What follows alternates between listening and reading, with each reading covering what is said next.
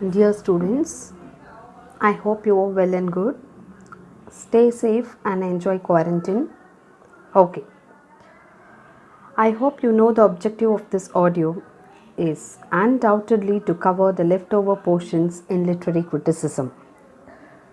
We started feminism before lockdown, and fortunately, I couldn't complete it. Let's move to the topic feminism. Today, let me share 10 slides and explain them. Feminism and feminist criticism. Feminism is a social and political movement. Feminism was provoked by the experience of women. And the motto of the feminism is to promote women's rights, desires, and issues.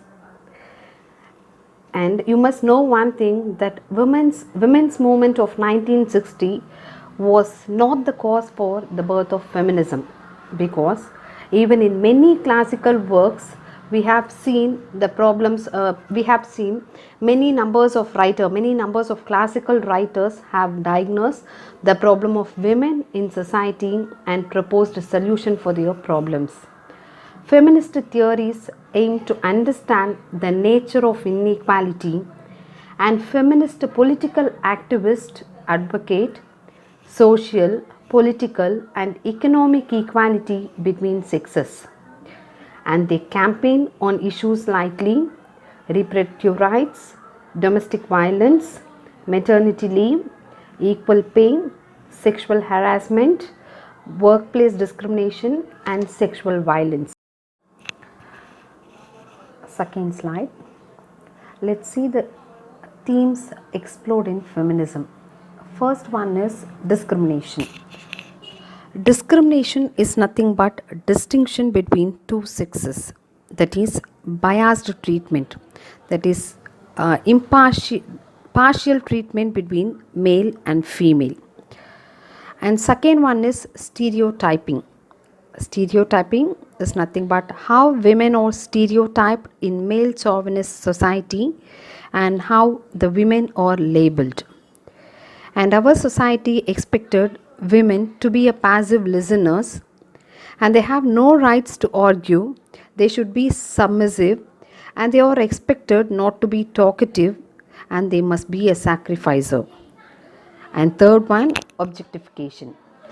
Objectification is nothing but how they are treated as an object. No importance was given to their feelings, desires, and emotions, and they are merely treated as sexual object and childbearing machine, etc. And next one is omission. Omission is nothing but how the women are marginalized. Marginalized is nothing but how the women are ignored from the society. And next one is oppression, and how they are oppressed by the male chauvinist, and how they are oppressed in the society. And next one is patriarchy. Patriarchy is nothing but male dominance. I hope you can understand. I hope you have understood themes explored in feminism. Let's move to the another slide. Our society is constructed in favor of men. Patriarchal system in which men have advantages over women, and it is said to be the root cause for the birth of feminism. Once women were unaware of the inequality and injustice imposed upon them, but gradually they started understanding the suppression and oppression imposed upon them in the male-centered society. And this is said to be the main cause for the birth of feminism. Mary Wollstonecraft, A Vindication of the Rights of Women, published in 1792, it discusses male writers like Milton, Pope, and Rousseau. These writers did not support women's education. Some writers, for example, Rousseau supported women's education, but he denied liberal education for women. And you must know what is liberal education. Liberal education is nothing but women were not given liberty to educate as they wish, and Also, he argues that women should be emotional and women should be a sacrificer, and it is not necessary to be rational and practical. But Mary Wollstonecraft insisted the importance of women's education, especially liberal education, and she also struggled to ensure that women are perceived as both rational and emotional. Oliver Schreiner's Women and Labor, and it was published in 1911, and Virginia Woolf's A Room of One's Own, published in 1929. And these two works portray the unequal treatment given to women, and it also supported education as an alternative to marriage and motherhood. Second thing is Simone de Beauvoir's The Second Sex, published in 1949, and it is about the portrayal of women in the novels of D.H. Lawrence. Not only the women writers contributed for the feminist criticism, and it was also done by male writers. For example, Stuart Mill's The Subjection of Women and Friedrich Engels' The Origin of Women. These two works were written by male writers. Feminism as a movement gained potential in the 20th century, and its struggle for the cultural and social political rights, the struggle which found its expression in Mary Wollstonecraft, A Vindication of the Rights of Women, published in 1792, and the movement gained prominence across the three phases or waves. First wave, political; second wave, cultural; and third wave is said to be academic. The first wave of feminism began in the US and the UK as a struggle for equality and property rights for women in the 19th and 20th centuries by suffrage groups and activist organizations. Okay, suffrage groups. It's nothing but a group of women who demanded voting rights as that of men. So the main intention of first wave feminism is to demand voting rights as that of men. Second thing they demanded is to fought against chattel marriages and demanded political and economic equality. Let's see what is meant by chattel marriage. Chattel marriage is a form of marriage in which a husband owns his wife and children of their union. The husband has rights to abuse his wife and children physically, sexually, and he has right even to sell his wife and children as objects. You understand what is chattel marriage? Yes. We move to next one. An important text of the first wave feminism is Virginia Woolf's A Room of One's Own, published in 1929. It explicated how patriarchal society prevented women from releasing their creative potential. The second wave of feminism in the 1960s and 1970s was characterized by the cultural identity of women constructed by patriarchy. Okay, what is meant by cultural identity? Cultural identity is nothing but nature and behavior of the women was constructed by male chauvinistic society. Simone de Beauvoir in The Second Sex stated, "One is not born but rather becomes a woman."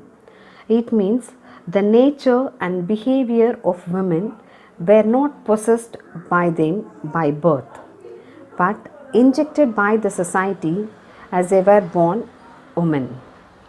Third point, the statement that highlights the fact that women have always been defined as the other, and they are considered as lacking and negative, on whom Freud attributed penis envy. Okay, what is meant by penis envy? Penis envy is nothing but some kind of jealous possessed by a female child for not having male organ, because we know in our society women were treated partially, so that women were forced to regret that they lack something which is possessed by men, that is male member in the society, that is male organ, penis. We move to next point. The prominent motto of this phase, the personal is political, was a result of the awareness of the false distinction between women's domestic and men's public sphere. Personal is political. Personal is political is a very strong outcry of feminist activists. It means the realization for women that their personal problems had bigger political dimension. That is, the treatment of women in home and society was an essential matter for public debate. Next point, transcending their domestic and personal spaces, women began to venture into male-dominated terrains of career and personal life. That is, women have decided to move beyond the domestic and personal space, and they decided to venture, or they have decided to plunge into the male-dominated discipline in the matter of career and personal life. Last point, the presence of feminism was reflected in journals, publishing houses, and academic disciplines. Mary Ellman's Thinking About Women, published in 1968, Kate Millett's Sexual Politics, 1969, and Betty Friedan's The Feminine Mystic are the major work of the phase. Kate Millett portrays how women were portrayed in the works of male authors like D.H. Lawrence, Norman Mailer, and Henry Mailer. The third wave of feminism, that is post 1918. Feminist criticism in the 1970s went into exposing the mechanisms of patriarchy. Mechanisms of patriarchy is nothing but techniques employed by male members to dominate women or to suppress women.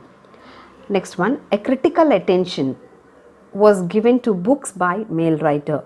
Critical attention was given to books by male writer. It is nothing but women readers or women writers, they started analyzing or they started re-evaluating the books written by male writer. That is, how they have portrayed women in their text, or how they have constructed, how they have sketched the women characters in their text.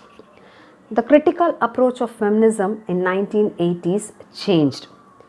Firstly, the feminist criticism became more eclectic, which began to draw approaches of the other kinds of criticism. Okay. Feminist criticism became more eclectic. Eclectic is nothing but the feminist writer or the feminist started deriving the ideas, style, doctrines and method from various other kinds of criticism. For example, Marxism, structuralism, linguistics and so on, in order to strengthen feminism. Secondly, it switched its focus from attacking male version of world to explore the nature of female world and reconstructing the lost and suppressed records of female experience. And instead of attacking the male version of the world, the women writers started giving more focus to the female world. They started exploring the nature of female world and they started reconstructing the lost. Reconstructing the lost is nothing but what were the things denied by male writer. Okay, what were the thing denied by male writer, and how women were portrayed in portrayed by male writers, and how it can be reconstructed in a better way. And some of the male writers, when they portray the women character, the character may be a mythical character or historical character, they have suppressed some records or some of the achievements of female characters, and women writers started reconstructing and they started excavating the suppressed record of female experience. I hope you understand the line.